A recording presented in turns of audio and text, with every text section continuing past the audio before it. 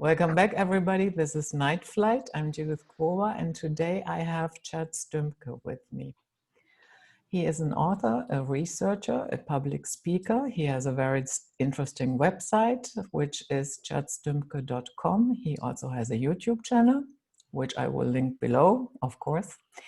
And he is covering a lot of interesting things: ancient history, forbidden archaeology, Stargates. And today we are going to talk a little bit about the Great Lake project. So Chad, welcome. Thank you, Judith, so much. I'm excited to be here. Appreciate the invite. Yeah, so I'm very, very excited. And what I would like to know, how did you embark on this specific field? How did that happen? It initially started off with a couple of UFO sightings. It was right when I turned 30, actually.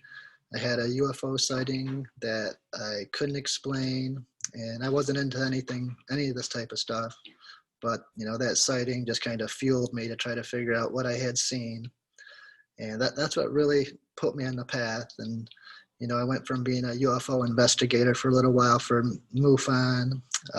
That kind of led me into researching some of the ancient sacred sites across the country and the native mounds and stone circles, which kind of led me into the star ancestor stories along with the portals in which they were supposed to have arrived in.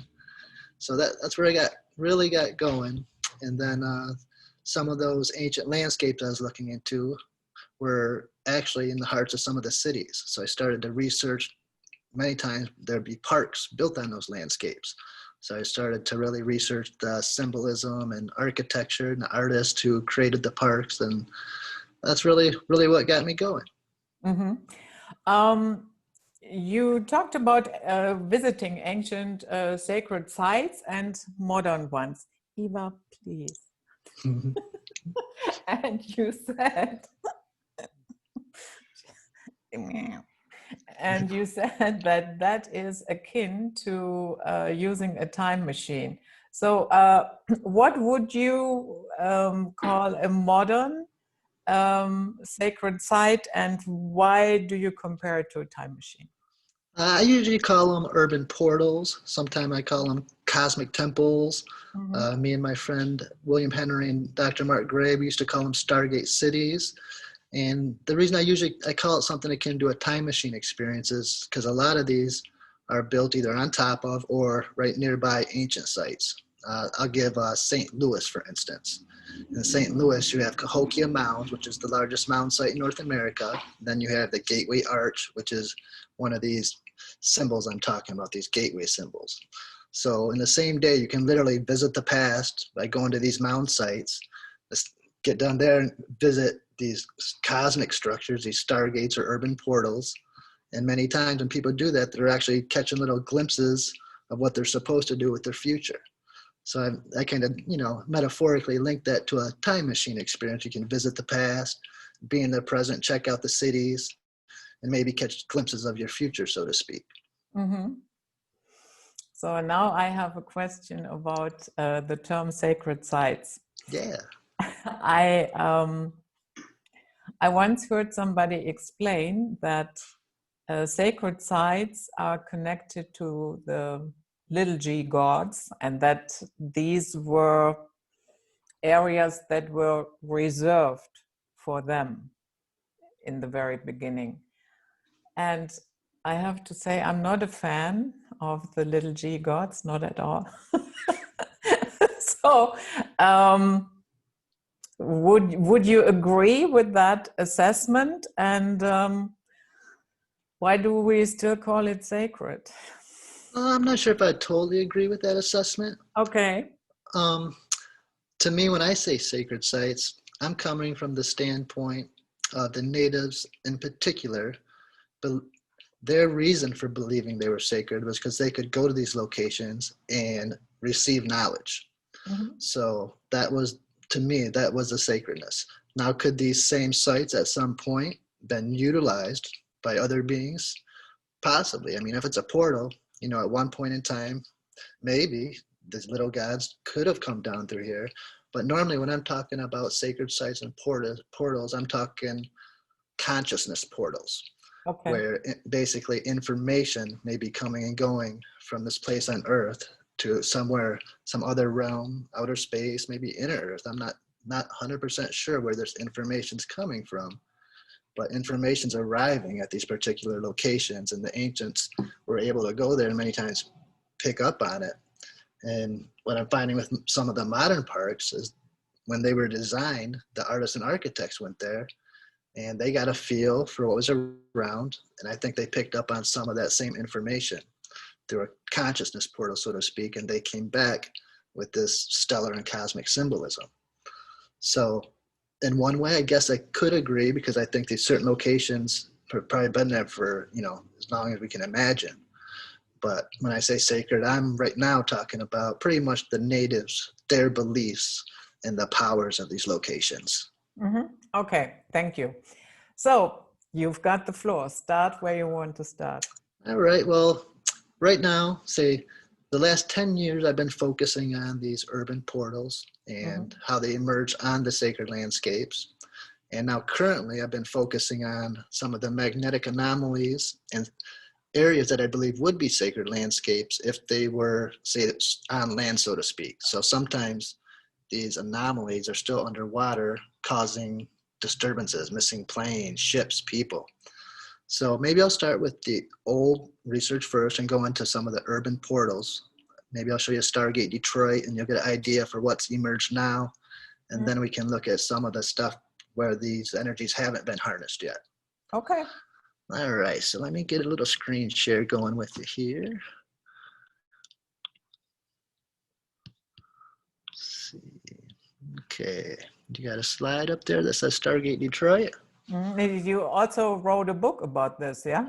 I did. Say it's Detroit, and what I refer to as Stargate Detroit is the one close. I grew up in this area, and I've been visiting this park we're about to talk about a good portion of my life. Before I was into any of this thing, I used to take my dogs down there, go skateboard down there. And I always loved this park, but I never took the time to, look at the signs on the art or architecture, even, look into it. I just knew there was something special about it. But once I started to dig into it, I realized, the symbolism there is literally, I call it out of this world. There's gateway symbolism, just all kinds of stuff. So like I said, this area right here, it's along the Detroit River in Michigan. And at one time, there were Native American burial mounds lining this entire river and this exact area where this park would be built. Now, before this park was built, in 1805, they were just laying out the city of Detroit, and Thomas Jefferson sent his disciple, Augustus Woodward, to Detroit to lay out the streets. And he came here, and he initially was going to lay it out in this hub and spoke pattern. Wow. Yeah. And well, these plans didn't come into fruition, but what did come into fruition were these city plans, which you can see all the Masonic symbolism. You got the pentagram, the Freemasonic square.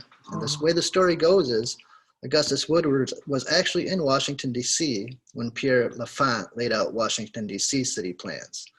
And supposedly over his shoulder, he copied down his plans, and Thomas Jefferson sent him out here to Detroit, and he incorporated the exact same symbolism into the street layouts of Detroit. So what we're going to talk about briefly. That's so interesting, because we hear a lot about the streets and the planning of Washington, D.C., but this one has went under the radar for quite a bit. And they're historically connected. There's no question about it. Augustus Woodward was there with Pierre L'Enfant, and Thomas Jefferson sent him out here to Detroit. The city had actually just burnt down, coincidentally. So Augustus Woodward came and appointed himself city planner and designed the street layout. So we're going to talk about two spots today. Right here in the middle of this pentagram is Campus Mars. Right here where the star is where the Native American burial grounds were, and this is Hart Plaza. Hart Plaza that emerged with all kinds of incredible symbolism, and I believe a lot of it may have been unconscious. In 1947, important year. This guy up top here, Eero Saarinen, was a school teacher, and he had came down to the Detroit River, and he had what he called a vision. He had a vision of a plaza where these ancient mounds once were. He had another vision the same year, a week apart. He had a vision that there should be an arch near Cahokia Mounds, which he actually ended up winning the commission for. This is the designer of the Gateway Arch. I'm sorry, there is some noise in your background. What is that? Okay, I apologize about that. I'm at a friend's house. Oh, okay, good. So in 1947, Eero Saarinen, he imagined both the Gateway Arch and Hart Plaza. Of course, the Gateway Arch was brought into fruition, the gateway to the west. And 30 years later, a gentleman by the name of Osamu Noguchi came and brought Eero Saarinen's dreams into fruition, creating Hart Plaza.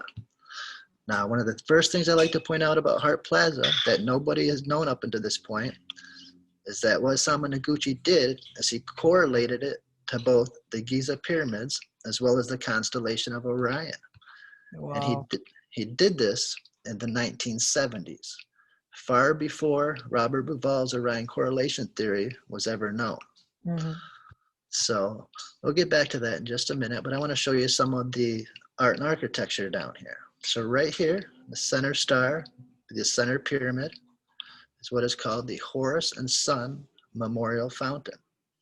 And this is dedicated to Horace Dodge. He was the Dodge automobile pioneer, and his son. His son's name was actually Horace Jr. And, although it's spelled different, a little bit of Egyptian symbolism, you can go with it.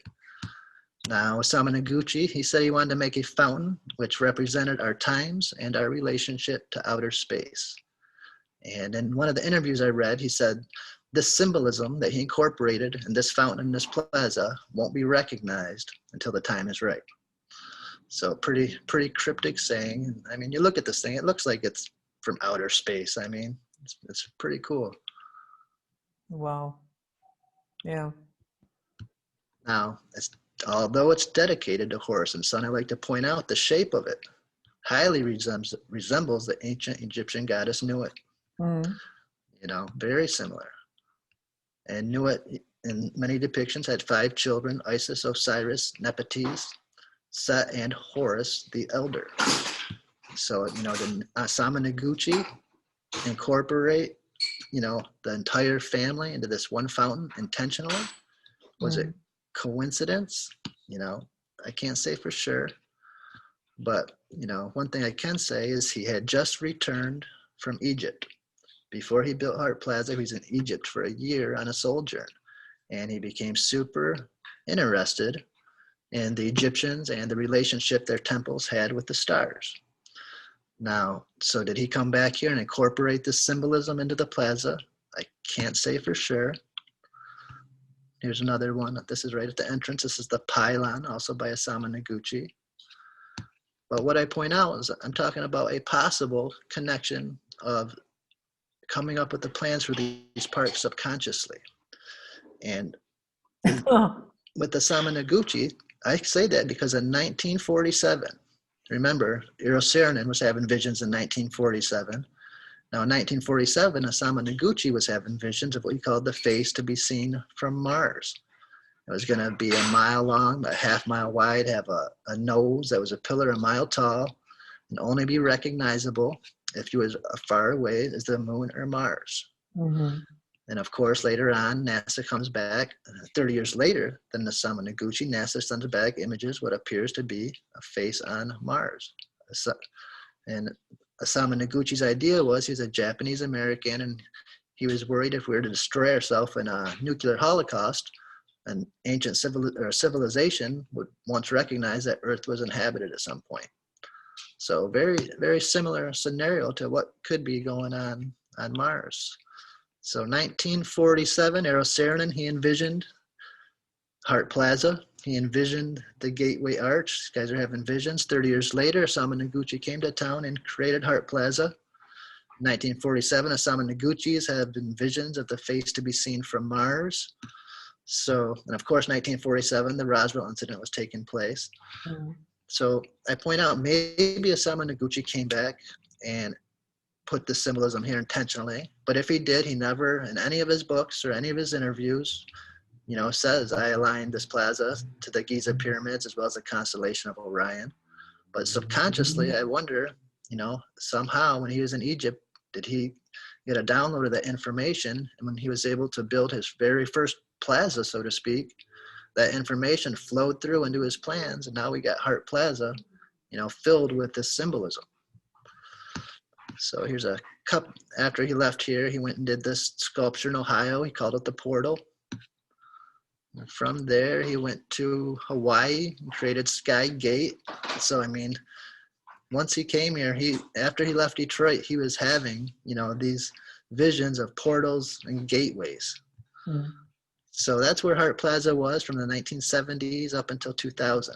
It was correlated and aligned to the pyramids, Orion, by Noguchi, possibly intentionally, possibly subconsciously. Until 2000, the cities began what they called their gateway vision. Did they actually call it that, the gateway? Yep, that Wow. was the actual name of the project, the gateway vision. And they wanted to clean up the riverfront, so to speak, and create a gateway, all the way down the riverfront. So the gateway vision included a new monument at Hart Plaza called the Gateway to Freedom. And this was the last stop on the Underground Railroad before they crossed over into Canada. Ed Dwight was the architect who created the Gateway to Freedom, and he was our first African-American astronaut. So, the theme of space just runs deep, really deep through here. Mm. And these are ex-freed slaves are pointing across the river. Across the river is their final destination. It connects to the Tower of Freedom. And the final destination is up? Yeah, Canada up and then up. How there you shall go. I interpret these hands? There you go. And the Horace and Son fountain we talked about, they gave it a brand new plaque saying this is the engine of water at the gateway to a great city. So you can see this gateway symbolism. It started with the gateway vision, then we had the gateway to freedom. This is now they're calling it it's at the gateway to a great city, literally calling Hart Plaza a gateway. And they had a contest for one final monument because this is Detroit's 300th birthday. The commission went to the guy who created what looks like a Stargate. Sits right at the entrance to the plaza. It's called the Transcending Monument. And same type thing. They had a contest where they had 100 guys come down here, 100 different artists and architects, and walk around and then come back with designs to see what would fit in with the plaza. And what fit in and what won the commission was this Stargate looking monument. And it's called Transcending, and it's actually supposed to represent a gear, according to the artist.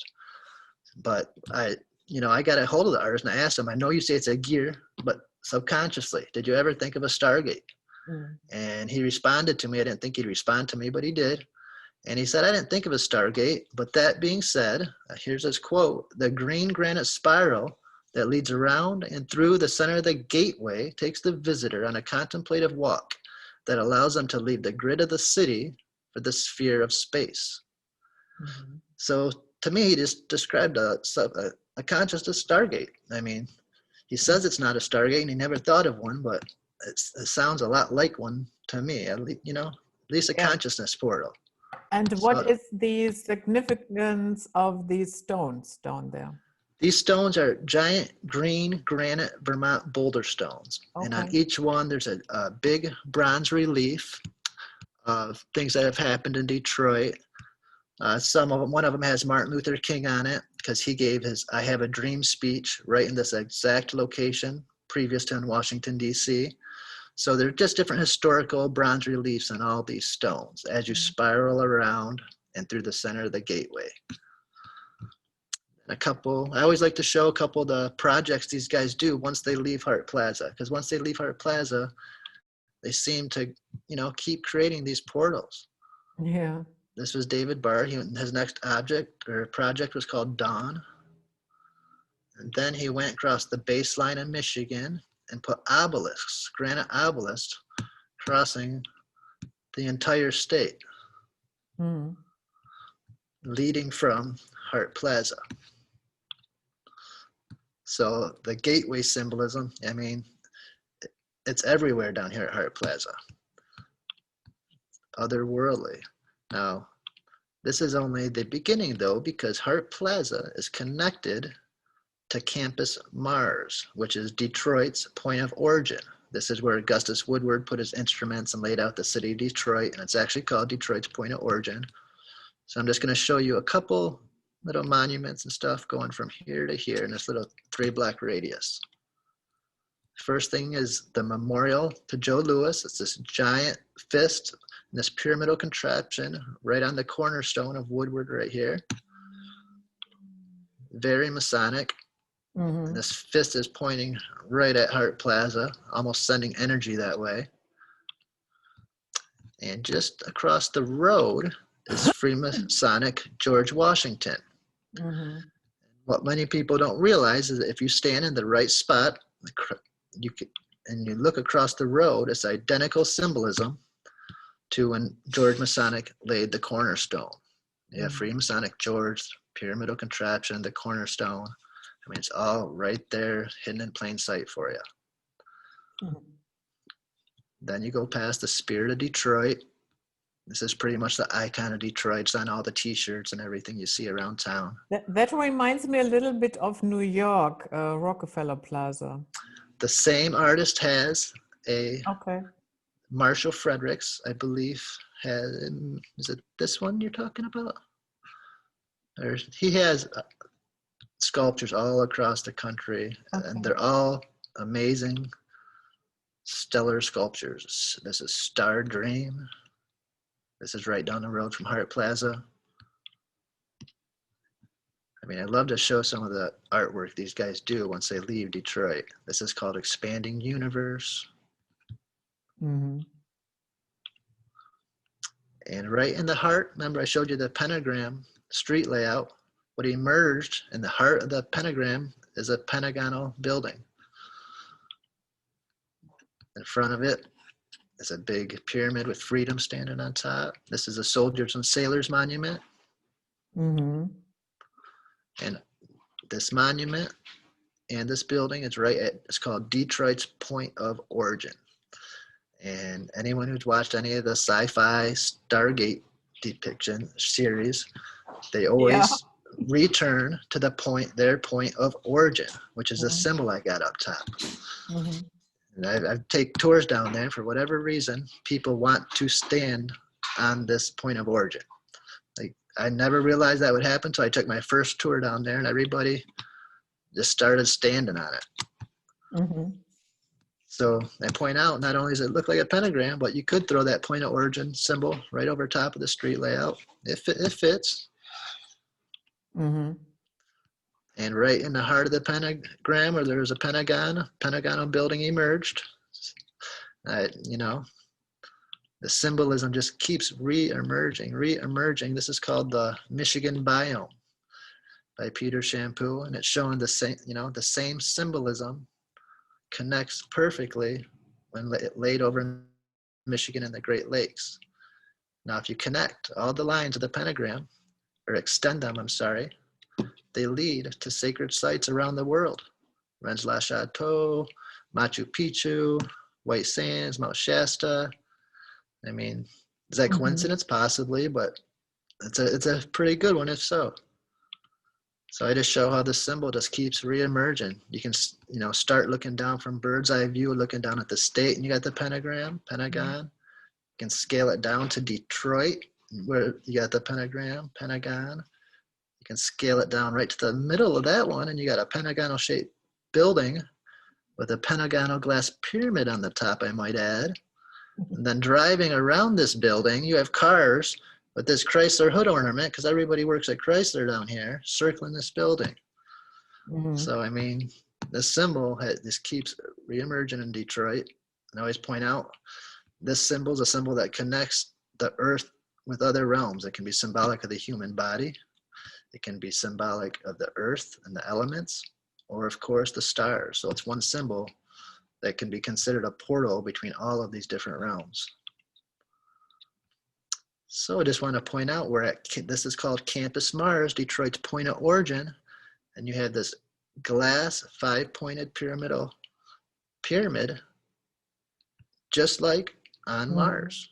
I mean, yeah, and yet they say there's nothing to it. There's no no, I face mean, there, no pyramid. is all this stuff just coincidence? I mean, I don't know, but I mean, there it is. We're at Campus Mars, the same symbolism as on Mars, and we talked about Osamu Noguchi having visions of Mars. Yeah, Osamu Noguchi had visions of Mars. Very, very similar. So when you go inside this building, underneath that pyramid, that glass pyramid, is the world's largest hanging waterfall. It's the Rainbow Bridge waterfall, they call it, which symbolically a Rainbow Bridge could be considered a communications link between realms. All taking place at Campus Mars, at Detroit's point of origin, and connected back to Hart Plaza. So that's just a brief overview of Stargate Detroit, but same thing. I'll show you a couple pictures of other cities. I won't get into detail, but just so you see how it's happening everywhere. This is the Gateway Arch, viewed from the side. Eros Saarinen created it, so not only would be an obelisk, or not only an arch, but an obelisk when viewed from the side. Not many people know that. And I like to point out, you drive into town, it glimmers like a rainbow. Could it have Rainbow Bridge symbolism? And the first thing you do when you walk in the basement of the Gateway Arch is you see the Builders Mural with Lady Liberty standing in front of a rainbow bridge.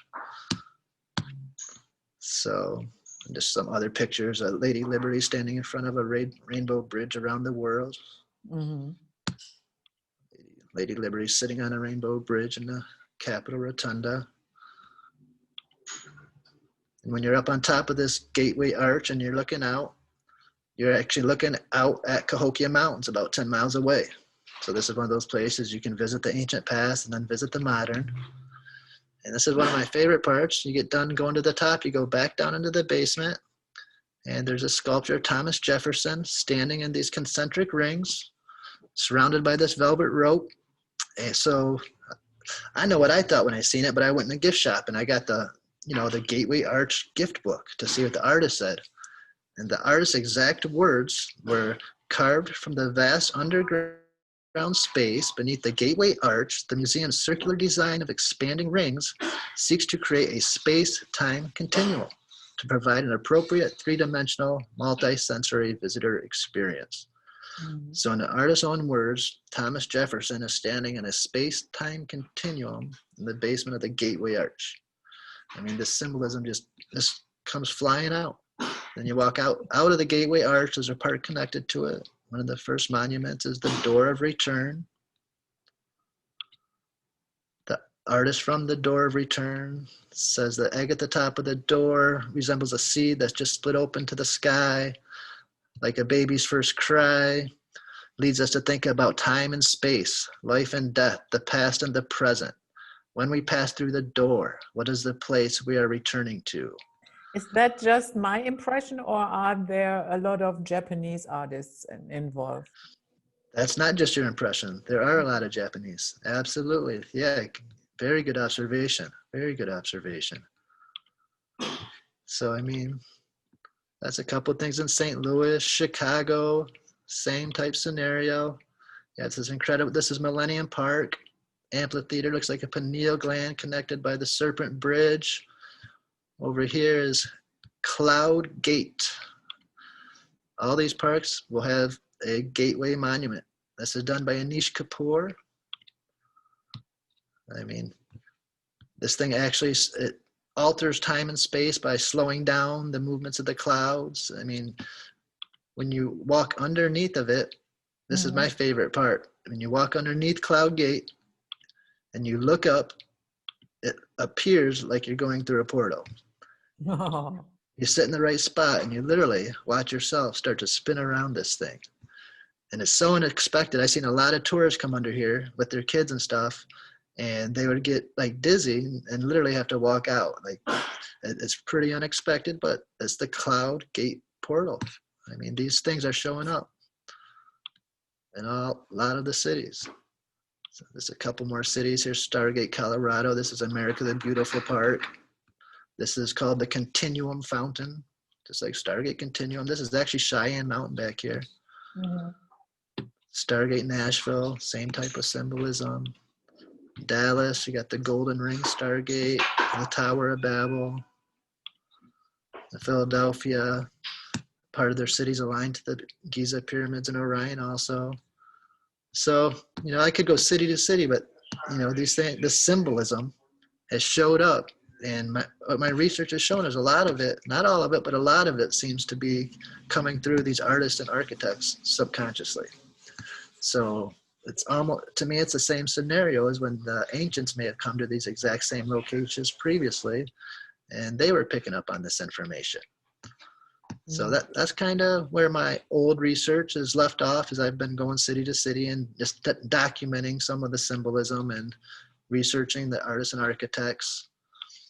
But my current research is I'm looking into the places that these energies aren't able to necessarily be harnessed. You're not able to build a park on top of them because many times they're out in the water. So I've been talking about what I'm referring to as the Project Great Lakes. Mm-hmm. And all across this area surrounding the Great Lakes, boats, planes, people sometimes will vanish. Sometimes we'll just have unexplained failures in their vehicles, and lots of UFOs, even cryptozoology. And in this large triangle alone, more people have vanished than the Bermuda Triangle by almost twice the amount per square mile. Yeah, but the Bermuda Triangle is so much more popular, yeah?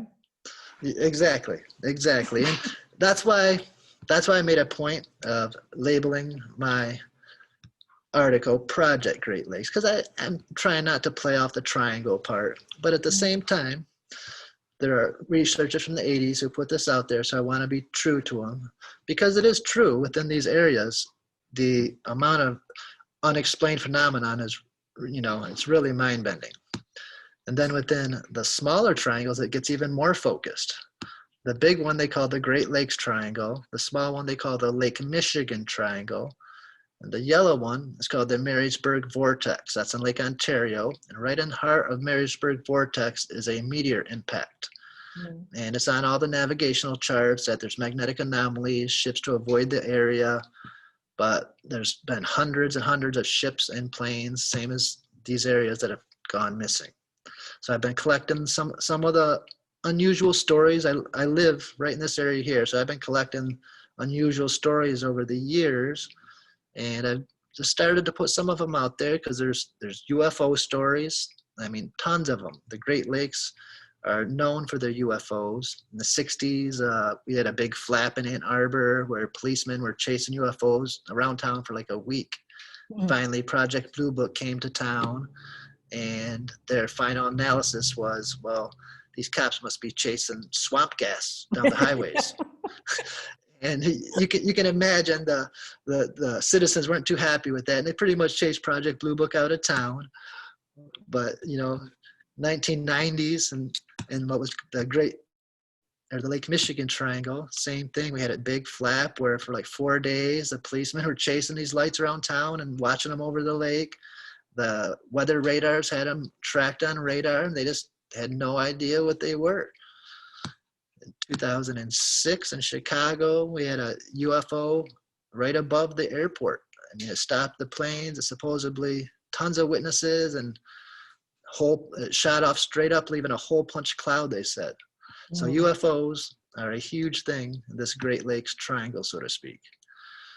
Another thing that's very prominent in this area are, like we were talking about, sacred landscapes. Mm. But out here, they've discovered some of them are actually underwater. So they've discovered some underwater stone circles over the last decade that just happen to be in the same vicinities as some of the unusual disappearances and vanishings we're going to talk about. So, like I said, there's people, planes, ships. Maybe I'll start with a person, because this is a really unusual one. And this is Stephen Kubacki. 1978, Stephen, he was an outdoorsman, and he was a week away from graduating college, and he was going to go on a little cross-country venture out onto Lake Michigan. So he went on a venture. He told his parents where he was going. He'd be back that evening, and he never returned. So his parents knew where he went, automatically started a search right away.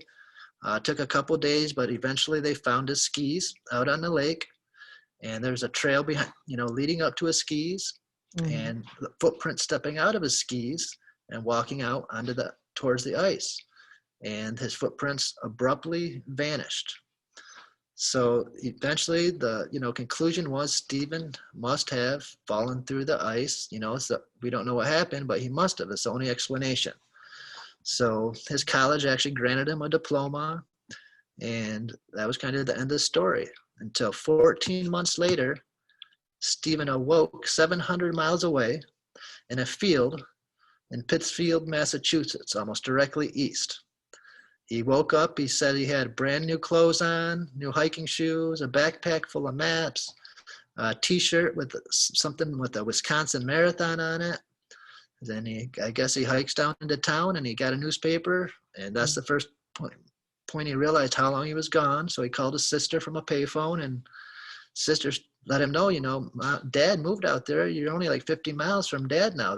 So he hitchhiked to his dad's house. Here's a picture of him hugging his dad. So, imagine when his dad opened the door and there's standing Stephen.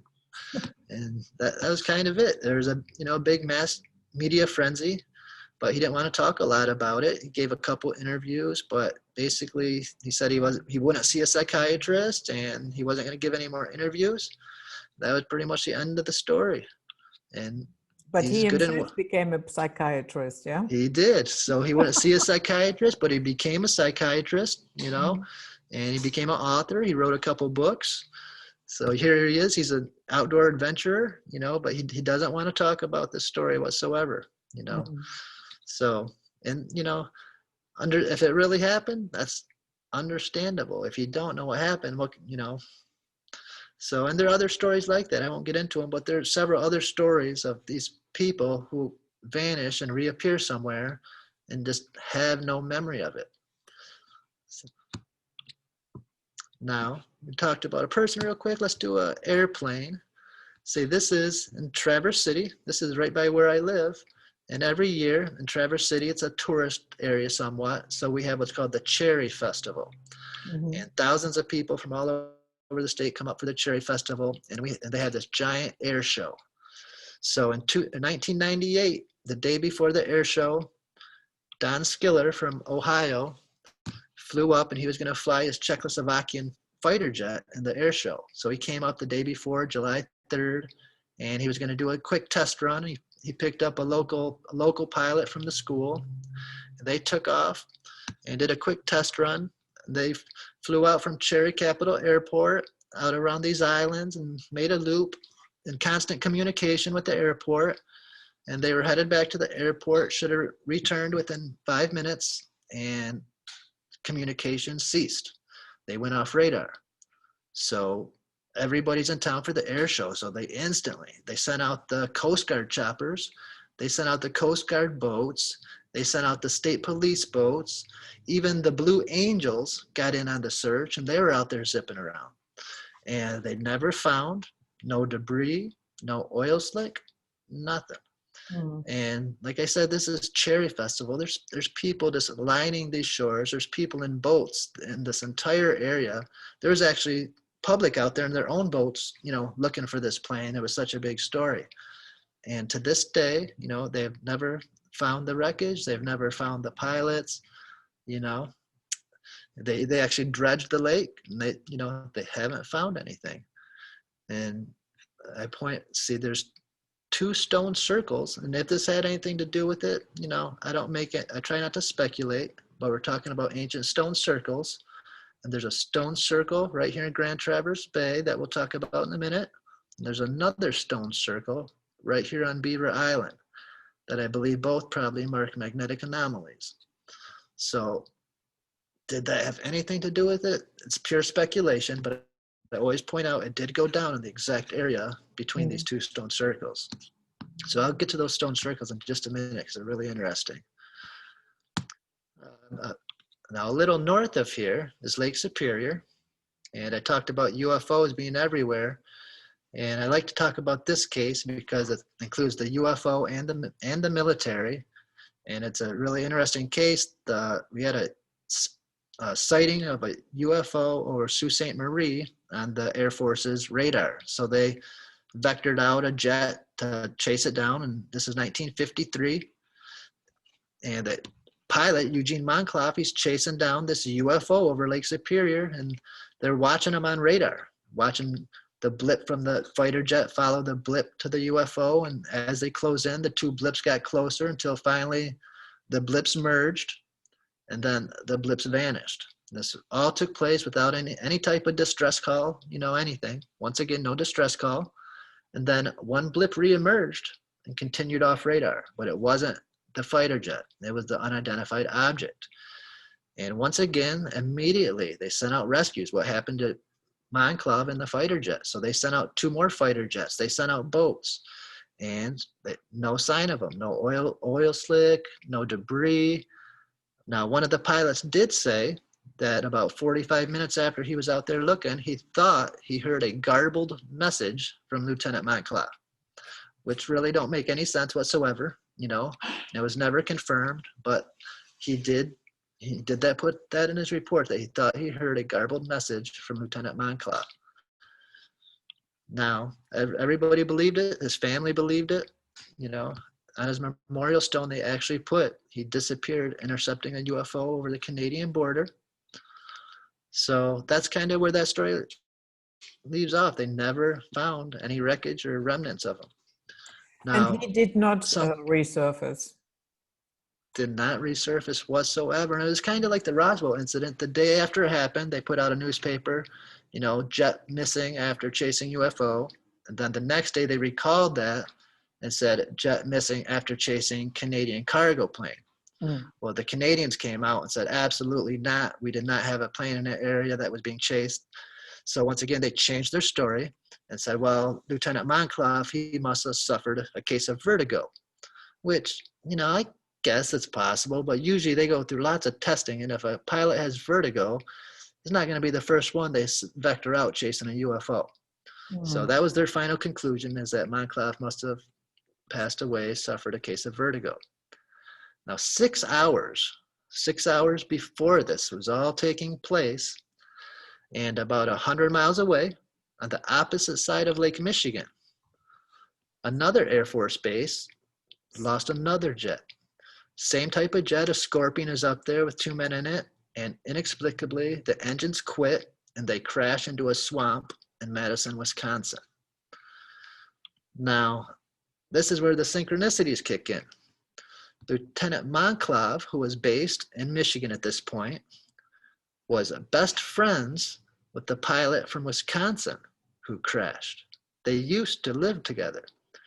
Their wives still are neighbors in Wisconsin. They live 100 yards away from each other. So separately, on separate sides of the lakes, the Air Force lost 4 men and 2 planes, all possibly while chasing this UFO. So it's a really strange case. And same with the first crash in the swamp. They didn't find the bodies. They say they found an unopened parachute that belonged to one of the pilots. So but it's they say that it must have caused such a big hole in the swamp that stuff was unrecoverable, was what they said. So there's planes, UFOs, people, and boats. Boats go down, not as much now, but before, we have over 8,000 to 10,000 boats that have went down in the Great Lakes, and they think that only 6, 7, maybe 800 of them may have been discovered. So the bottom of these lakes are just littered with ships, and the unusual part is a lot of them are in pristine condition. It's the Great Lakes, so there's no salt water. So when these ships go down, if there's damage to them, a hole in the side or the sail mast is broken, they can tell. But a lot of them will be in pristine condition. And that includes these 2 we're about to talk about, the Admiral and the Cleveco. The Cleveco was a barge and the Admiral was a tugboat, and they were going along the south shores of Lake Erie, and the Admiral pulled into a snow squall. Well, the Cleveco was being towed by the line, and all of a sudden realized that the tow line that should have been pulling straight into the snow squall was now being pulled straight below them to the bottom of the lake. So they realized, the Admiral must have sank in an instant without warning, without a distress call, once again, without nothing. So they, got in hold of the Coast Guard, said the Admiral sunk. She's holding us here basically like an anchor. She's at the bottom and holding us here by the line. Come get us. So the Coast Guard sent out a chopper, sent out a couple boats, and the chopper was the first one to get close. And as he got close, he actually made visuals. And at that moment, a snow squall once again descended onto the Cleveco. So he lost visuals, and at about the same time, his gyroscope went out and he lost communication. So he made a decision that he would turn around and let the boats, the Coast Guard boats, try to find him. So the chopper turned around, went back to base. So now the first Coast Guard boat's getting close, and they catch sight of the Cleveco. And once again, a snow squall descends upon the Cleveco, and they lose sight of it. Well, at the same time, the gyroscope on the boat goes out, and their boiler actually catches on fire. So now they got to put out the fire on the boat, and they're forced to return. Well, the third Coast Guard boat never caught a glimpse of her. And that was the end of it. They never found the Admiral or Cleveco for another 30 years. And when they did find them, they were sitting on the bottom of the lake, both of them in pristine condition. No holes in the sides, just in perfect condition. So what they say is they must have went into these snow squalls, frozen over in an instant, and lost their buoyancy and sank to the bottom, both of them, which is a possibility. I guess it's a possibility. I'm sure it's happened, but it doesn't explain all the loss of the instrumentations, the catching on fire. It doesn't explain all the just weird happenings around it. Mm-hmm. So there's a lot of these cases are like that. Like, they'll have search and rescues, but things will go wrong with the search and rescues every time. So I mentioned the stone circle. So I just want to show you the stone circle real quick. This is in Grand Traverse Bay. And they call this the underwater Stonehenge. And even though it's called the Stonehenge, I like to point out they're just giant boulders, because a lot of the pictures, when you go online, there'll be large standing stones. They're not the real pictures. They're just these giant boulders. One of them has this mastodon carved on it. And the archaeologists figured out that this stone circle would have been about 10,000 years ago when this circle would have been above water. So that's kind of how they're trying to date it. And leading away from the stone circle is a mile-long line of stone boulders that leads directly to another stone circle on Beaver Island. Is this, let's say, hotly debated, like Yonaguni, for instance? There is a lot of debate if that is natural or... Well, at this point, there's no debate as to if it's natural. Okay. It's 100. The archaeologist Marcali said 100% it's man-made, 100% circle, 100% mile-long straight line of boulders. But what they say its purpose is they say it was what they call a caribou drive lane. And they say the hunters would hunker down in this circle and get the caribou to run along this line of boulders, and they would hunt them down. And we have another circle and lane just like this on Lake Huron too. And they say the same thing over there. It's a caribou drive lane. But I like to point out, maybe it is, but stone circles many times also marked ancient anomalies, magnetic anomalies, and they would create lines of stones leading away from them, following the ley lines. And this one, points straight to another stone circle. So I got to say, it's at least a possibility that this may have been an ancient marker of a magnetic anomaly or a sacred landscape rather than just a caribou drive lane. Either one's a possibility, but we got to at least consider it. Can you go back to where we have this underwater over the back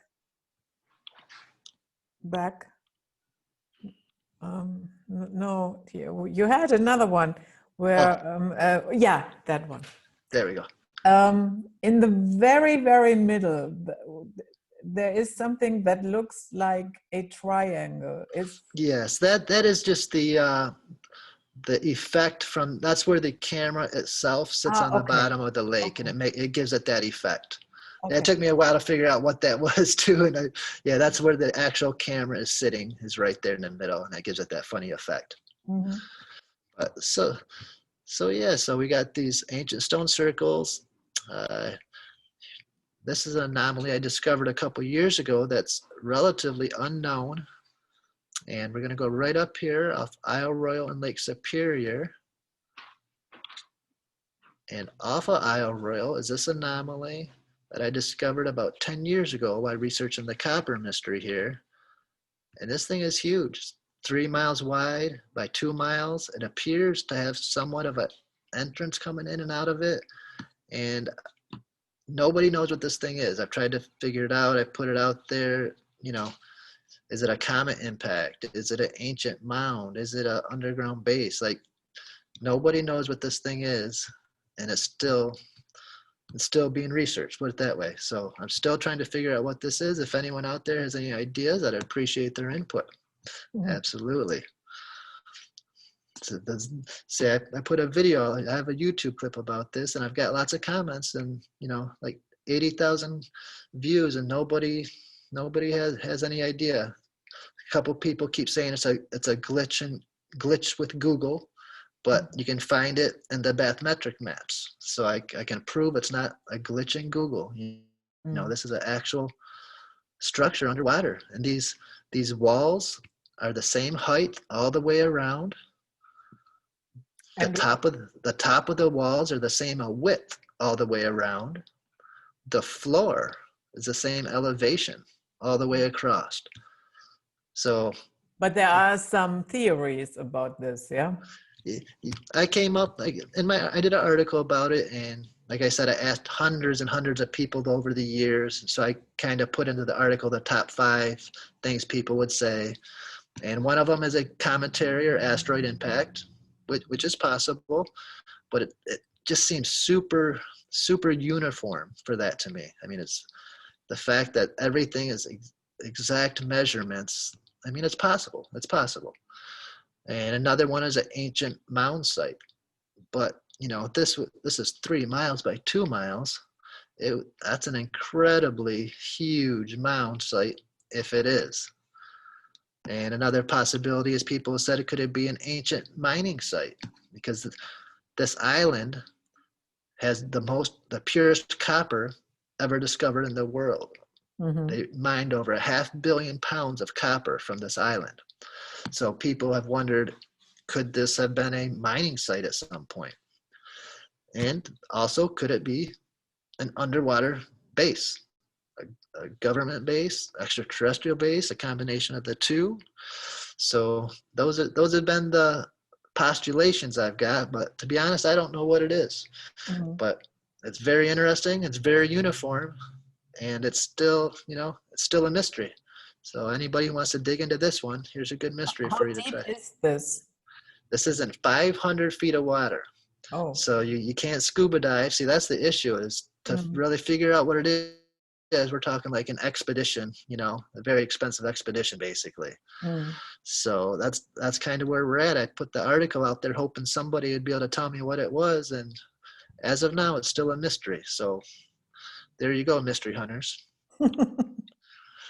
So we're talking about all these ancient sacred landscapes, and I always like to point out that in 1998, because this paper has been scrubbed for the internet. Luckily, I saved it years ago, but the Department of Defense and the Pentagon, they had a study done for them called the Legacy Project.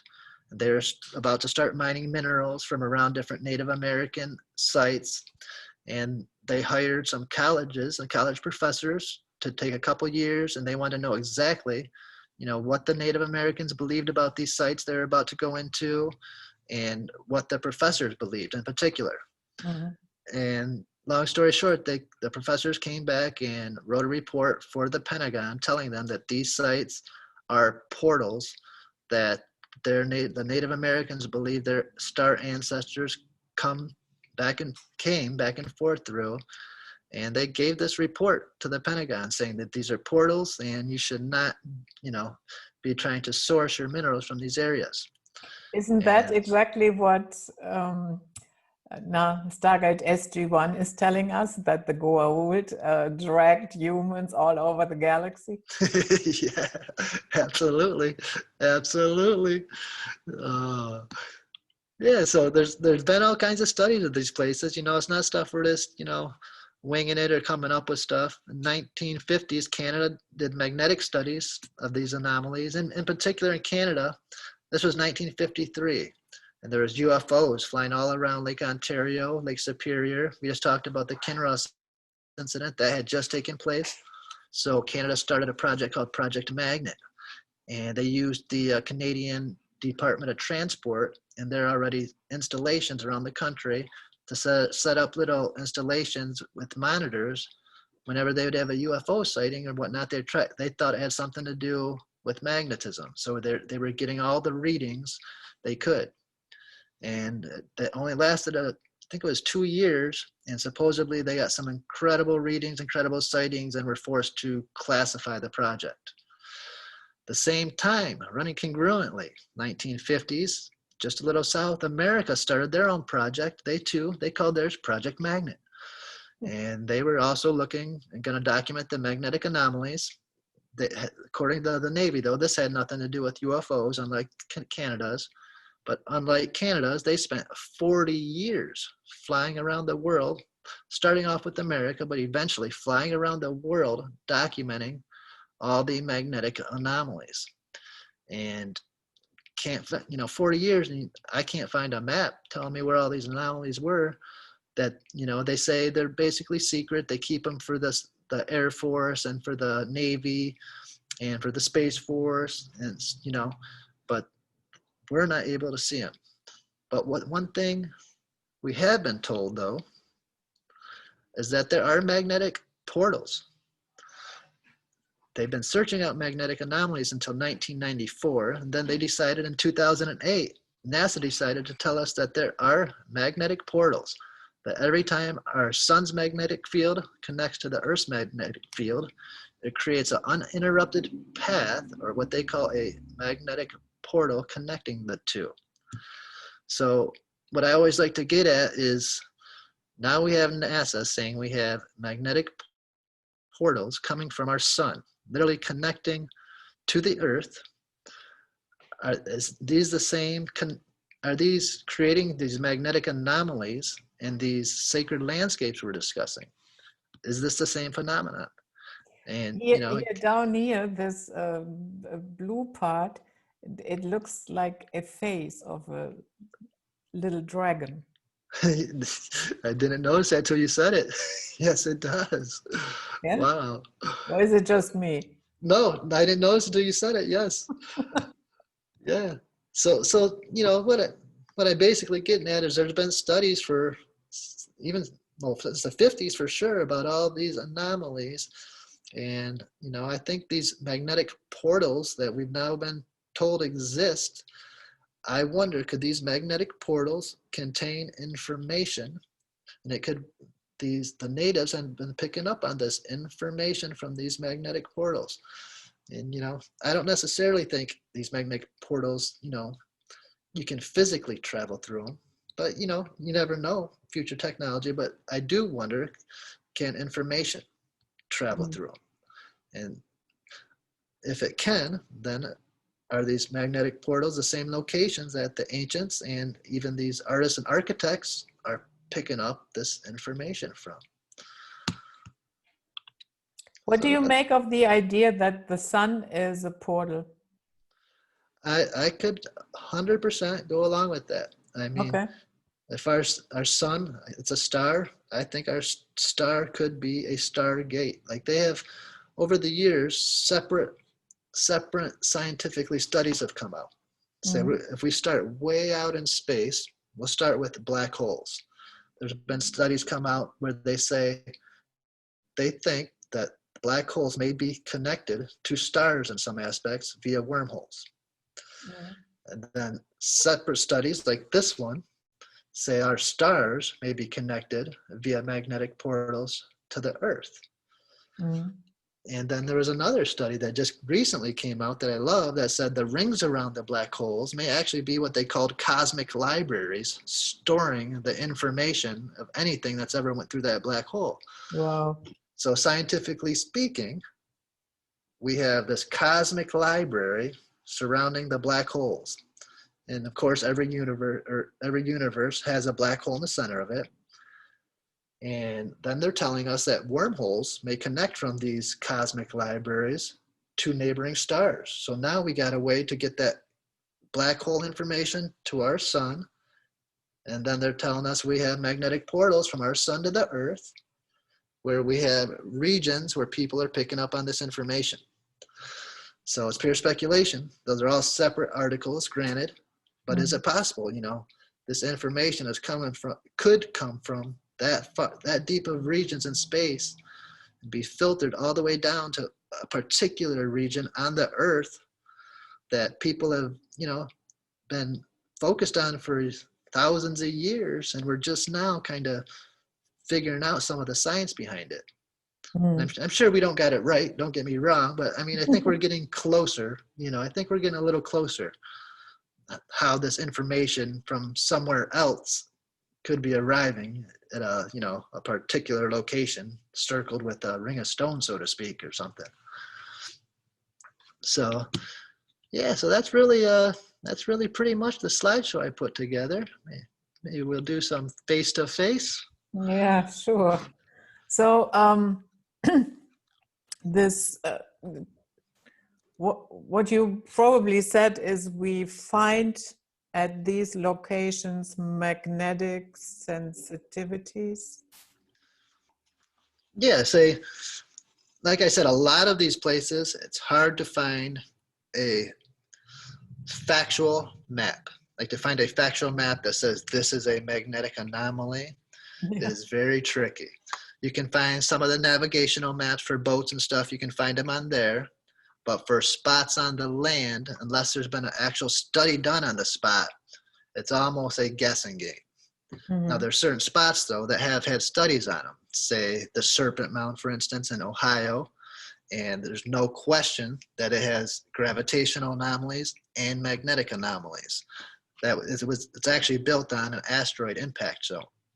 So there are certain ones that have been documented, and we can be factual, but then there are certain ones that say some of them that the mounds are sitting on, it's really somewhat of a guessing game. Like this one nearby was tested and this one, so we think this one does too, considering everything else in context is very similar.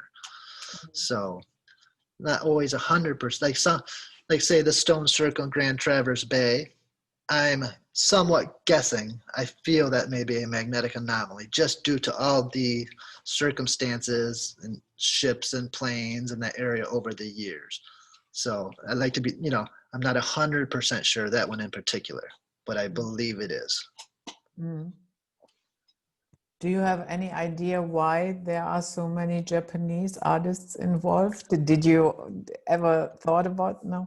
I really didn't think about it till you mentioned it today, honestly. And like going back though, like I'm thinking through some of the artworks I looked at, and there are quite a few.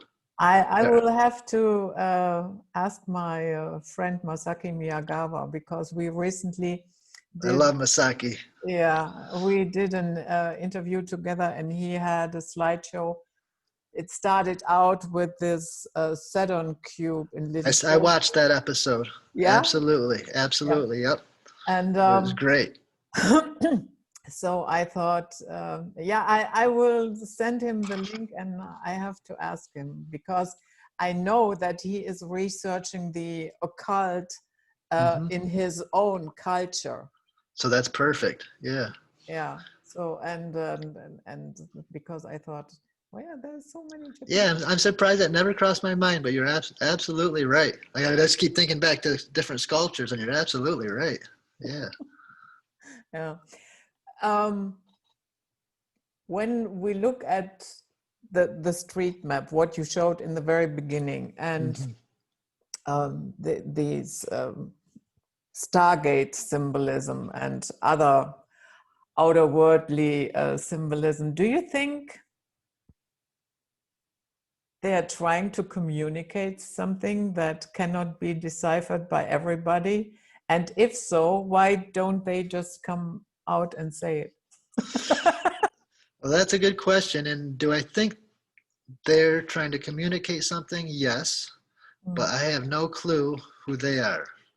Yeah, Like that's always the problem. I try to be very honest about that. Like I just got done talking about coming from space, this and that, but I don't know who is doing the communication. I speculate a lot of times they were built on ancient mound sites, so we have the possibility of the deceased. You know, many times these mound sites contain the bones of giants. So we have the possibility of the deceased giants, who some considered fallen angels in cases. We have the possibility of off-world. You know, we have the possibility of inner Earth. Like, I'm not sure.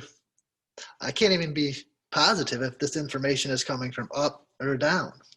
You know, so I do think they are trying to communicate something, but I wish I knew who they were. Yes, me too. You And know that. somehow it's a little bit confusing as well.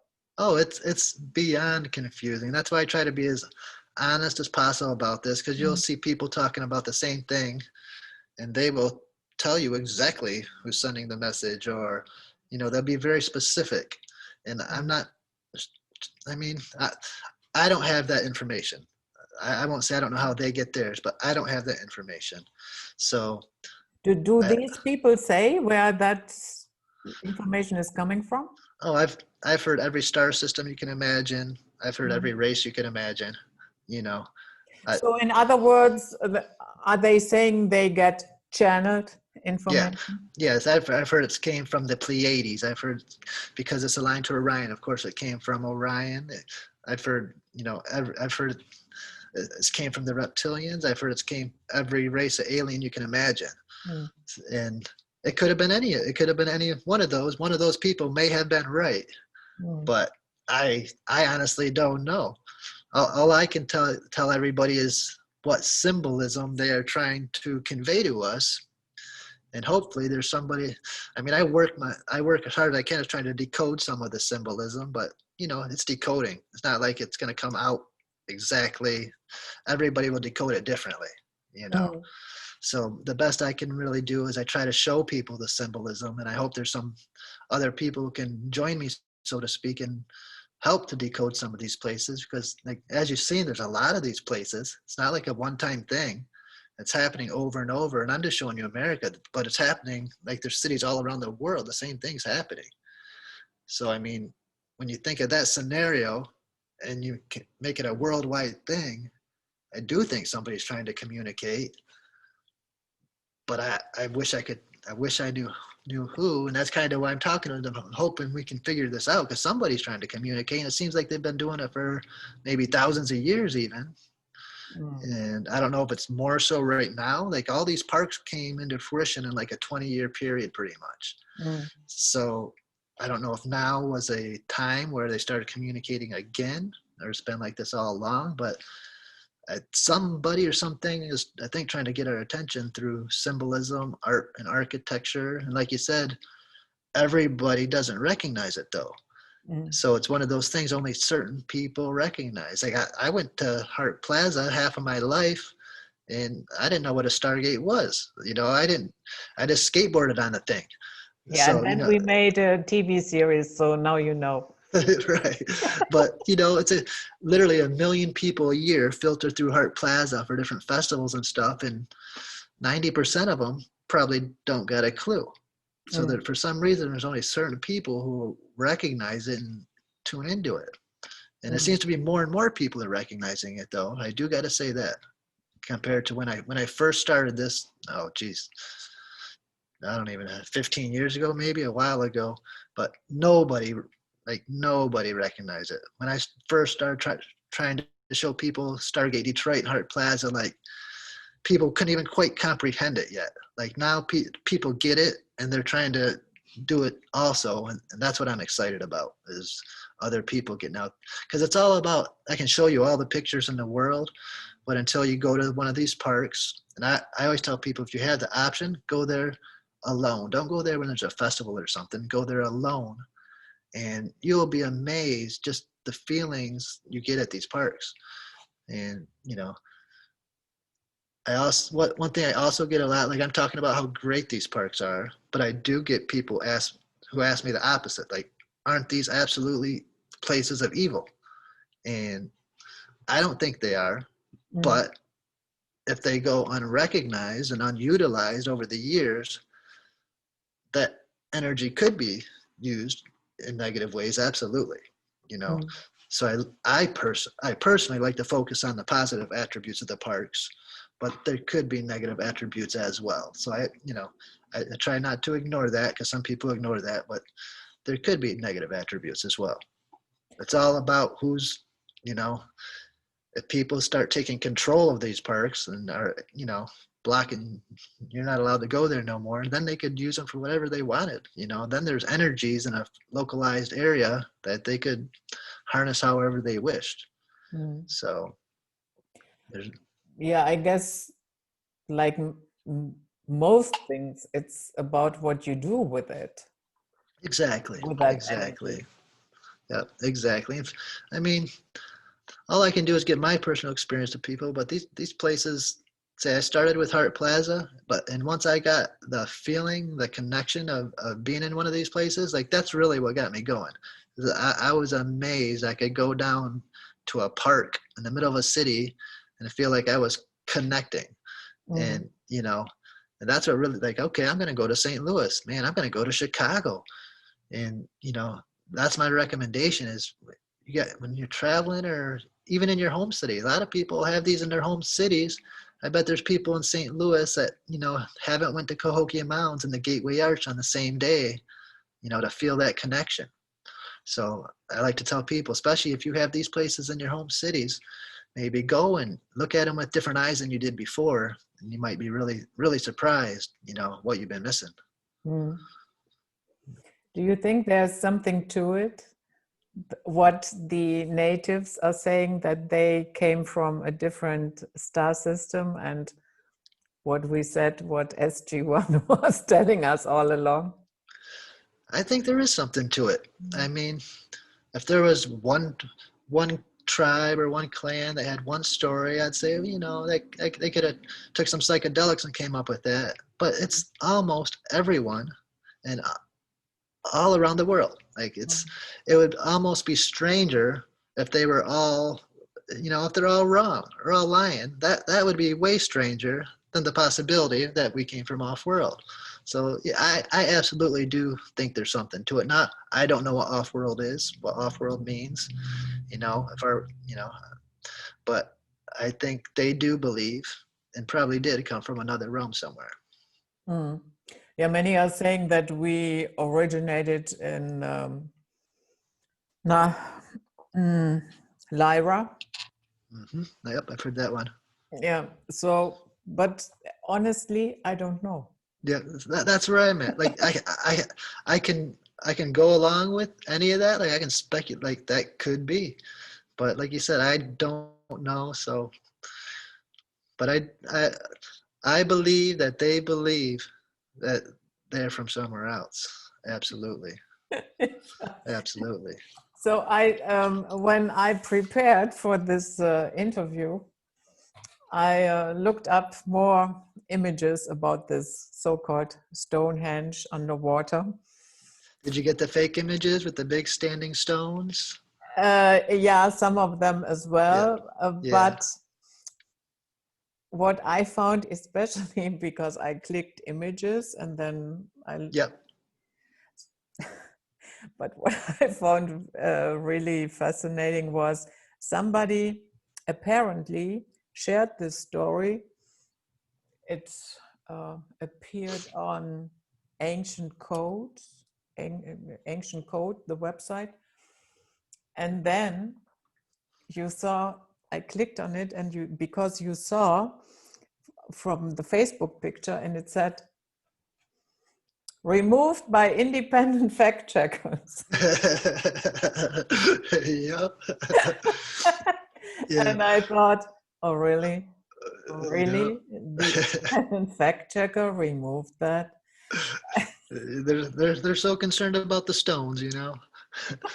But Yeah, because no expert has ever called it a mastodon or a Stonehenge. And I have to tell you, you know, these days when somebody needs to fact check the fact checker, because the archaeologist who did discover, he did not call it Stonehenge, but he did call it a mastodon. yeah, yeah, exactly. Absolutely. Yeah. And but you know, honestly, these days when I hear the word expert, I cringe. Absolutely. Yep. Absolutely. And that is somewhat irritating as well, because I really value people like you. For instance, you have an expertise in this, yeah, because Oh, you did it thank a you. long time, you researched it, and you looked at it, you do tours for people. So yes, there is something like an expert, but that term has been so misused, abused, that Mm-hmm. whoa. Yes, I agree with you. I agree with you. Yeah. So did you ever have in any of that field, not okay, they cannot just cancel something on your website, that's for sure. But did you have backlash like that, that people said, No, I haven't had really any backlash whatsoever. okay. No, no. Haven't been censored. Haven't had any issues. Had a couple computers break down at strange moments, but you know, I assume it's coincidence. But The AI didn't agree with you. yeah, maybe not.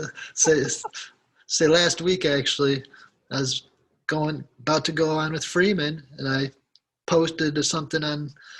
I sent an email saying I wanted to talk about false flag asteroids.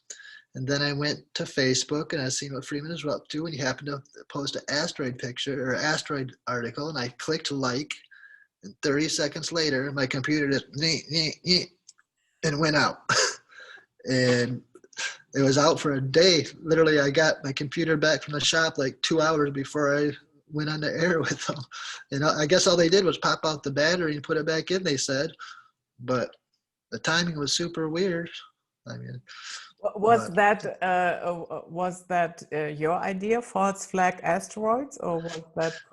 yeah, I've been ever since, pretty much since the COVID thing, I've been Mhm. watching behind the scenes almost every other day. They've been like NASA or space.com will be getting missed, a close miss by an asteroid. Mhm. Like Mhm. as of a couple of days ago, we were up to 64 misses since the New Year's, Mhm. and hardly any of them are on the mainstream news. They're all like on space.com, or NASA put some out on their near Earth objects page.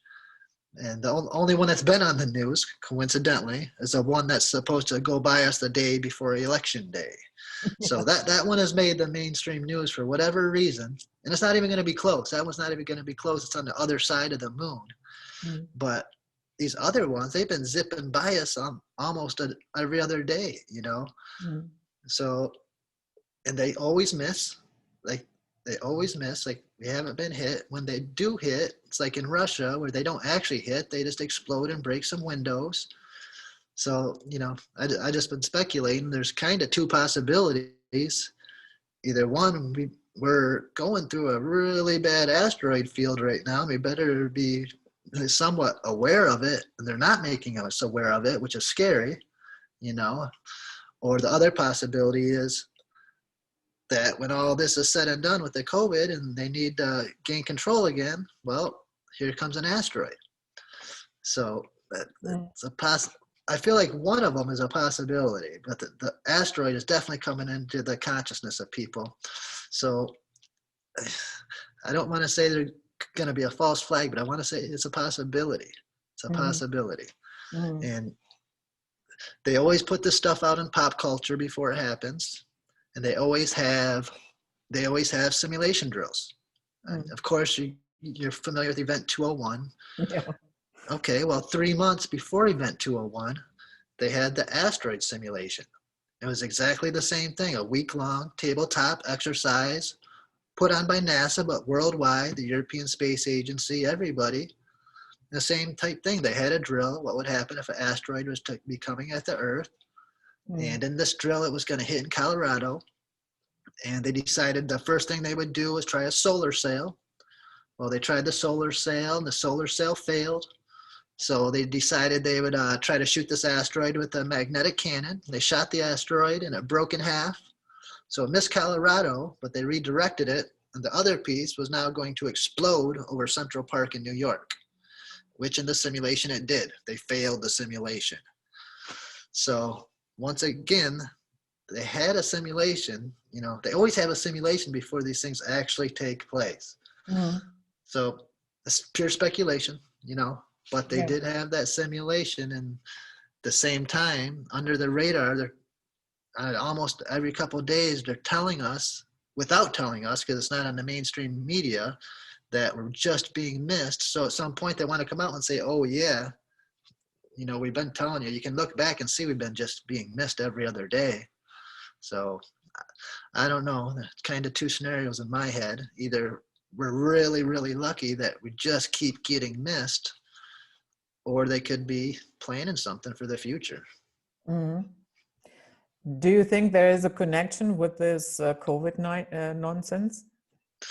I don't know if there's a connection to the asteroid, so to speak, but I think it's the same type scenario where I think Yeah. they I were. mean, like a distraction?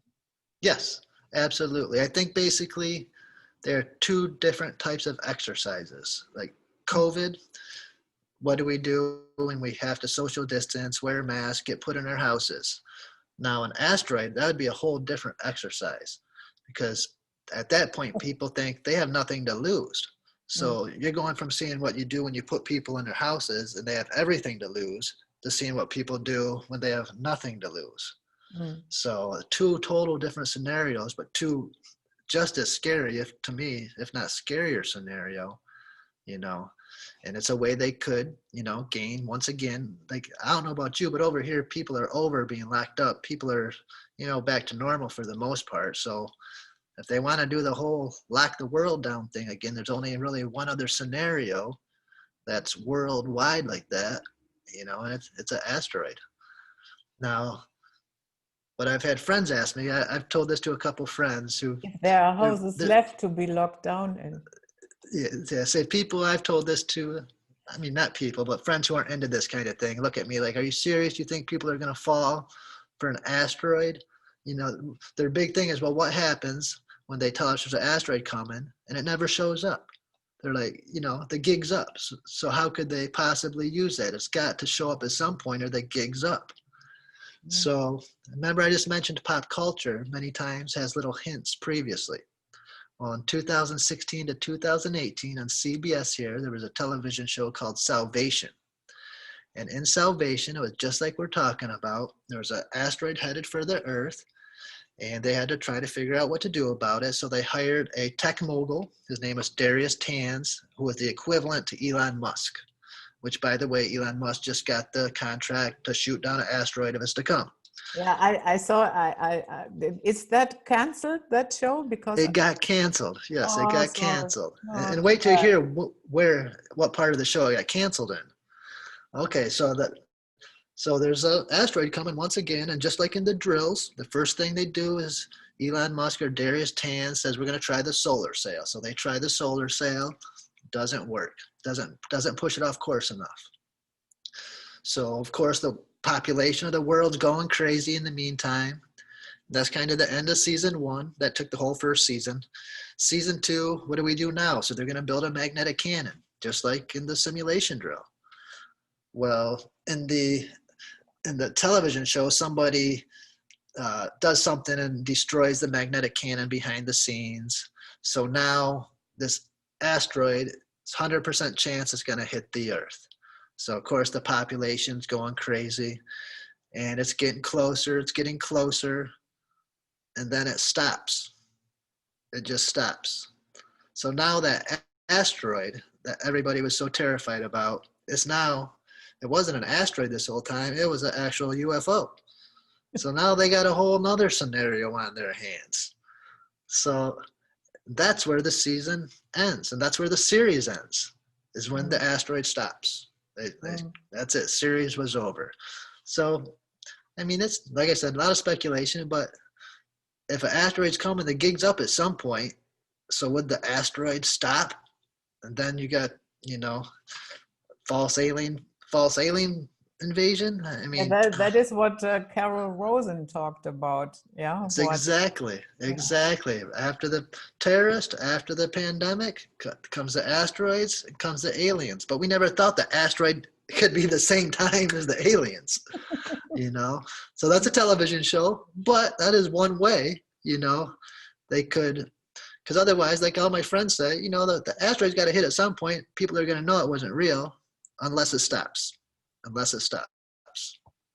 So yeah, that's kind of been my little side thing for the last couple of months, just keeping an eye on all these asteroids. And one weird part about it, I don't even know what this means, Judith, but when you see these reports about the asteroids, they keep naming them after objects. Like up until this year, it'd be, this is a 300-meter asteroid coming through, or 800 meters.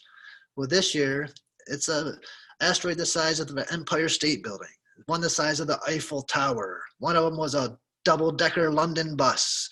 I mean, one of them was twice the size of the Great Pyramids. They're like, every single time, they're putting them in comparison with the object. And all I can make of it is that it sticks in your head better. Like, it don't stick in your head if you happen to hear a 800-meter asteroid flew by, but if every other day you're hearing an asteroid twice the size of the Great Pyramid just missed us. Oh, one the size of a 747 jetliner just whizzed by. Like, it starts to stick in your head, and you start to remember that. So I don't know if there's anything to that, but that is something I've picked up on lately.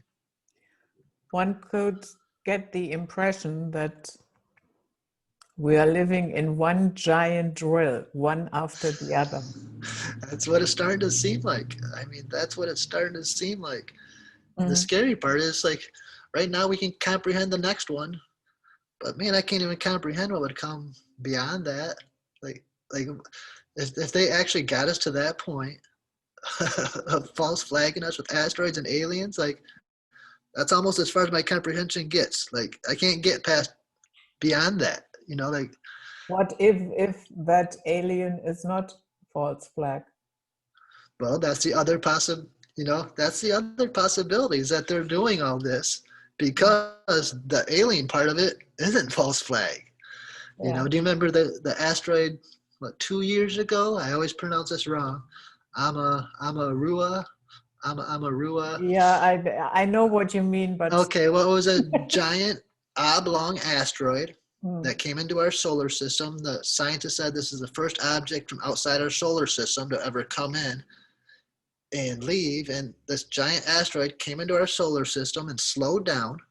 It wrapped around the sun, and then it sped off. It actually sped up.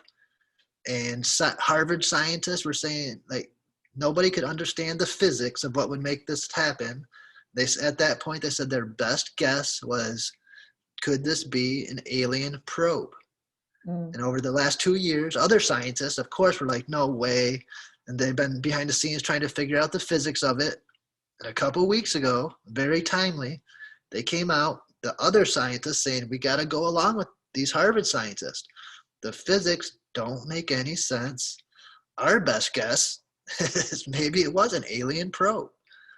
And since that time, 3 more interstellar objects have came in, changed speeds, and left.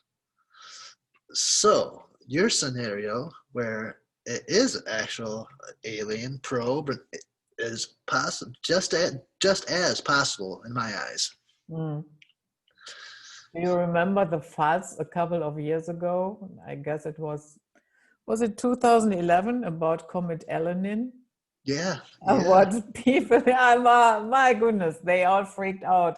Yeah. Extinction level events, and in underneath one article, I read a comment where somebody was actually thinking about taking her own life before Comet Elenin, and I thought this is going too far. No, yeah, that's reminded me of the Heaven's Gate scenario a little too much. Yep, Yeah. yep. And it was an absolute nothing burger. Right, right. Yeah, but maybe I don't know. Maybe they're picking up on something we're not picking up on. I don't know, but I I could definitely go along with your whole like that makes sense. I didn't the last show I haven't put that aspect to it yet that maybe that alien part of it is the real deal. And that to me that almost makes more sense. Like if you're gonna go through all of that, that almost makes more sense. You know why? Okay, I think for a huge chunk of the population now, the cat is out of the bag with that corona Yeah, nonsense. absolutely. Yeah. Yeah, So yeah. and I think they know it. Yeah, That they the know cat it, is and they're out gonna of try the to. I think they'll still try to use it throughout the winter time. The whole flu season. They're gonna be able to get through the winter with it. yeah. But it's next summer that I'm concerned. Yeah. Next summer comes, people are gonna once it's time to go out, people are gonna be over it, and they're gonna be really over it because they're gonna try to lock down harder this year than last year. So Yeah. when people come out next year, they're gonna be, raring and Watch ready out. to go. Yeah. So if anything, I think if they're gonna drop something big, unless they don't have an option on the timing where it's a legit alien situation. Yeah. But if they have an option on the timing, I think they'll wait till next summer to really. Plus, now let's say, okay, corona, people already know. And now let's say they come up with that stupid asteroid meme, and that asteroid then stops all of a sudden. So, okay, we have, okay, now it's really getting lame, guys. And then here comes the alien scenario, and everybody is going, Oh oh, yeah. yeah, See, okay. yeah, but by that time nobody would believe it. It would take, and I gotta be honest, it would take a lot for me to believe it. Like all the technology out there, I'd almost have to touch one of them. But that's the issue. Is like, who do we believe? Like it makes it really tough when we're being, and I could be part of it. Like What if they have been here all along and will just make themselves known again? I'm pretty sure they've been here. I think they probably have been here all along. I mean, if they've left and came back, this and that, I'm not sure, but I think they were definitely here before, for sure. Rather, if they're coming back or if they're coming back to get some of their family, like I don't know, but I think they've been here before. I don't necessarily think this is the first time, so to speak. No. I think no, this is they're coming back. I don't know if it's to check in, like why I don't know why they're coming back, but I'm pretty sure they've been here before. They didn't just discover it. But it's hard to say. One of them could have been here before, and this could be the one that just discovered us. Like I'm sure it's just teeming with life out there. So it's really tough to say if this is the one that was here all along, or this is one that just caught a glimpse of this crazy Earth from a distance. Like imagine if you were the pro that I'm a Rue probe and you flew by a couple years and seen our planet, what's going on, you like, holy shit, what's going on there? We better bring some reinforcements. But so yeah, it's so hard. That's the biggest issue. Police is coming. I hear them, but yeah, they're out there. But so that I think that's going to be part of the biggest issue in the future is all this can happen, and even I'm the one trying to tell people it could happen, and I'm not even going to know who to believe. Like I'm going to be. That's what's going to make it real tough, and I think that's part of everything going on is they want it that way, so we don't know who to believe. Yeah, but I have to say, excuse me, when that Elenin thing took place, yes, I listened and I read a lot about it, but at the same time, I never felt afraid. You? No, not whatsoever. Yeah. Not Okay. whatsoever. No. Yeah. There you I go. say my intuition, I don't want to say it always works, but intuitively, I didn't feel I had nothing to worry about in that situation Yeah. whatsoever. And Yeah. I can't speak for everybody, but for me, like I'm talking about all these scenarios it's gonna be real hard to trust. Like, who are we gonna trust? We're so confused by everything being thrown at us, and it's gonna come down to I Mm. think a lot of our personal intuitions and what to believe. I mean, that's a scary scenario, not being able to believe somebody, even especially in that big of a scenario. But I think that's kind of where we're at now. Is we're gonna have to do some research, do some decoding, but in the end, we're gonna have to trust our intuition when it's all said and Mm. done. I think. Yeah. But that will be an interesting scenario because with that COVID situation, you have a huge chunk of people scared shitless. Mm-hmm. Oh yeah. And the mask wearers, they will have, in the long term, they will have problems with their immune system that will Mm-hmm. not be the best. Mm-hmm. It will make it harder to survive winter, certainly. And then you have the other ones that call bullshit on that. Then let's say the asteroid meme is kicking in. And you will have again those that are really scared. And then the other ones who say, That's exactly it. it's getting boring. Exactly.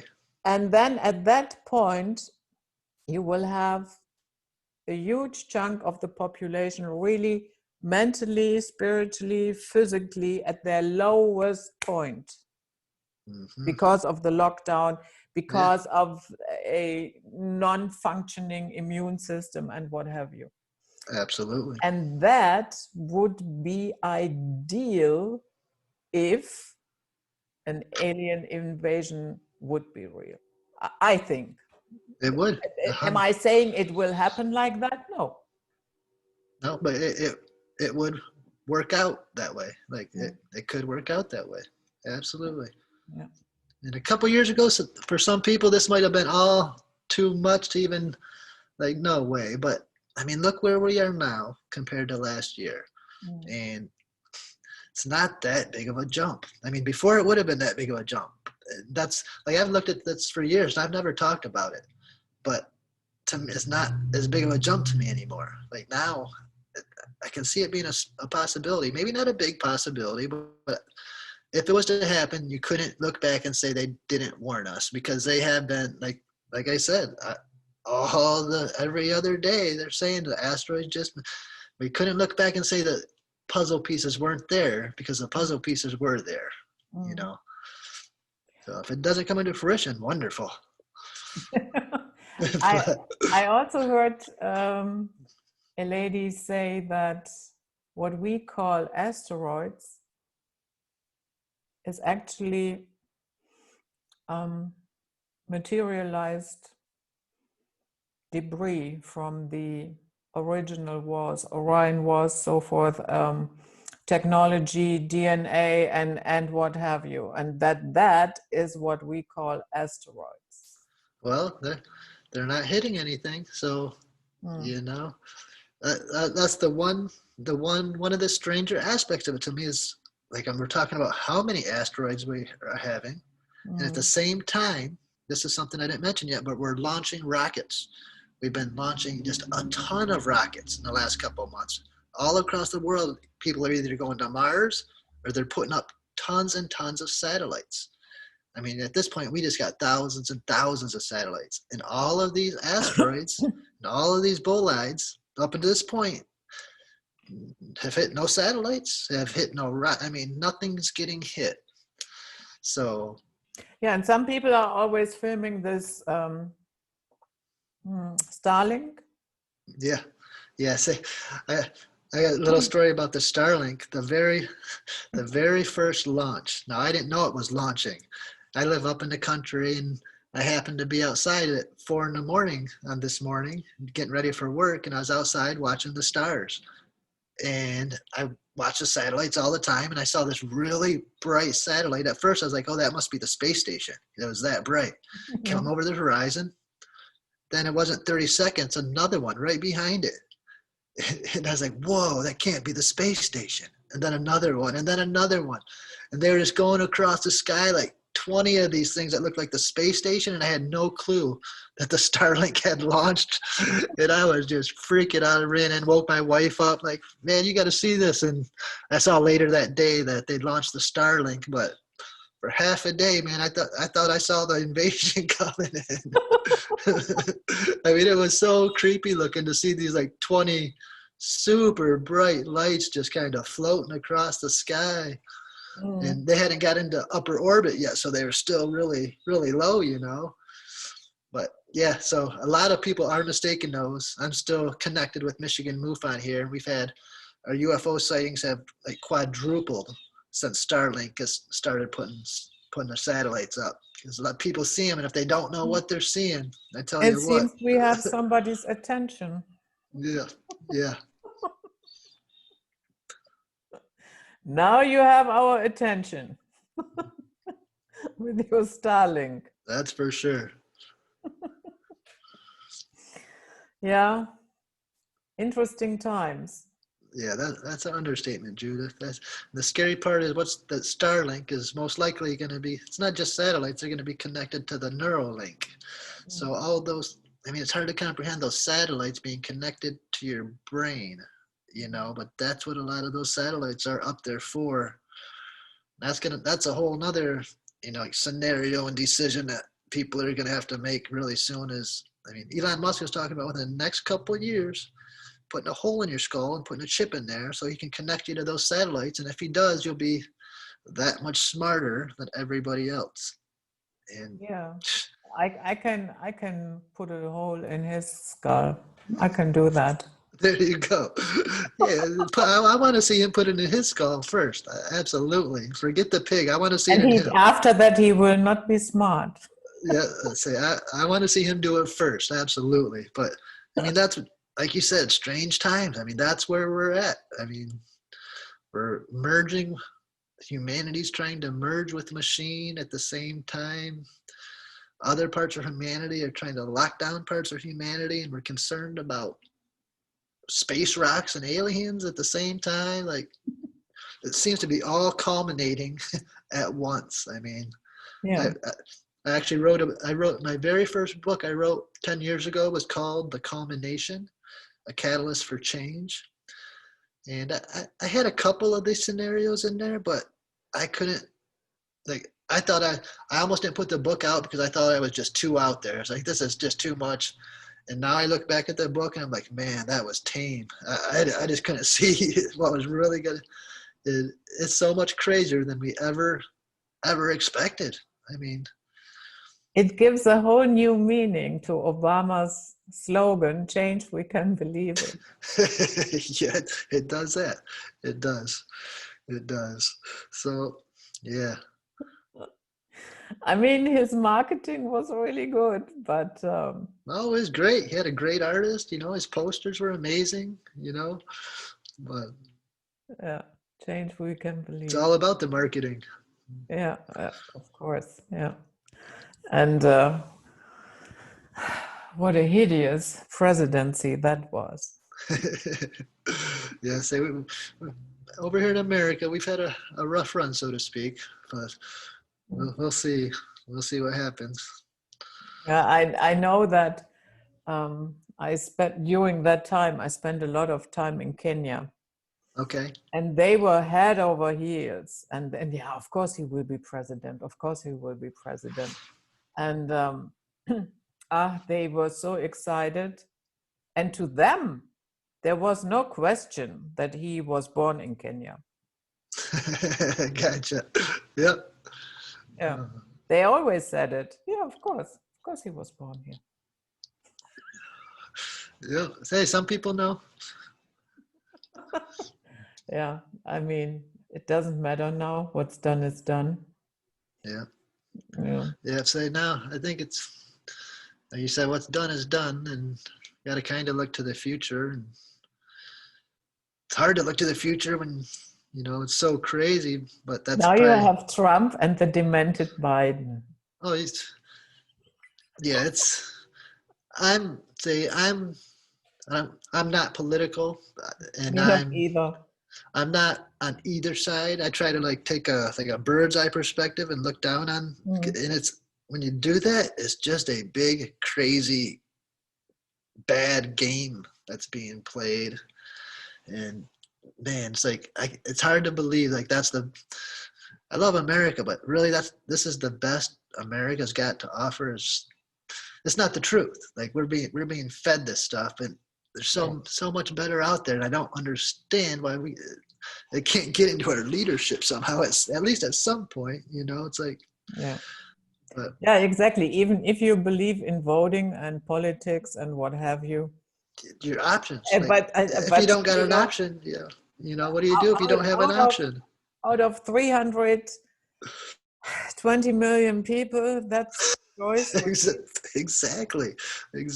Like I know Wow. there's some amazing people, and I'm kind of confused that these are my options, but these are my options. So Chad, that was really a great talk.